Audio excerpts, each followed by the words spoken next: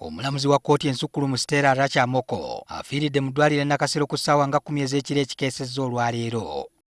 Ekiro ekikeese olwaleero omulamuzi waffe owa kkooti ensukkulumu ow'ekitiibwa Stella Arach Amoko yavudde mu bulamu bw'ensi eno. Amazeeko akaseera nga mulwadde, naye ebirala tujja kubirekera abafamire ne badokita be okuba nga be batunyonyola kiki ekimujje mu bulamu bw'ensi eno.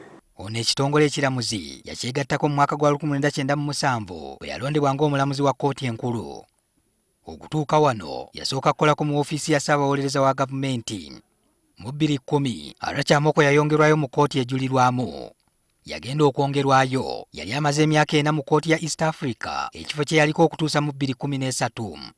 Okuva mu 2013 ono abadde omu ku balamuzi mu kkooti ensukkulumu okutuusa w'afiiridde. Akoze emirimu mingi, tugenda kuba nga tufiirwa omulamuzi abadde abulayo omwaka gumu okuwummula, abadde amentalinga abalamuzi abalala, so tufiiriddwa nnyo ng'ekitongole ekiramuzi. Egimu ku misango Arach Amoko gy'alamuddeko mwe muli egy'okulonda kw'omukulembeze w'eggwanga, omuli ogwa Maama Mbabazi mwe yawakanyiza obuwanguzi bwa Pulezidenti Museveni mu kalulu ka 2016. Arach Amoko era y'omu ku balamuzi abaasala nti ddala Pulezidenti Museveni yali akalulu ka 2021 oluvannyuma lwa Robert Kyagulanyi okuwakanya obuwanguzi bwe. Omulamuzi ono ayongedde eddibu mu kitongole ekiramuzi ekikyatawaana n'ebbula ly'abalamuzi. Yadde ng'enteekateeka z'okuziika tezinnamanyika bulungi, amateeka galagira nti omulamuzi ali ku ddaala lya Arach aziikibwa mu bitiibwa bya gavumenti ebijjuvu.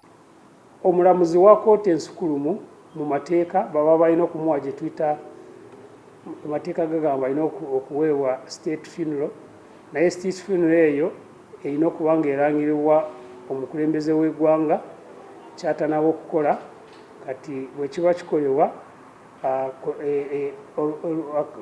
organizing committee ya national egenda okuba nga taking over okulaba nti eteekateeka okuziika omulamuzi oyo ekitanaba kukolebwa.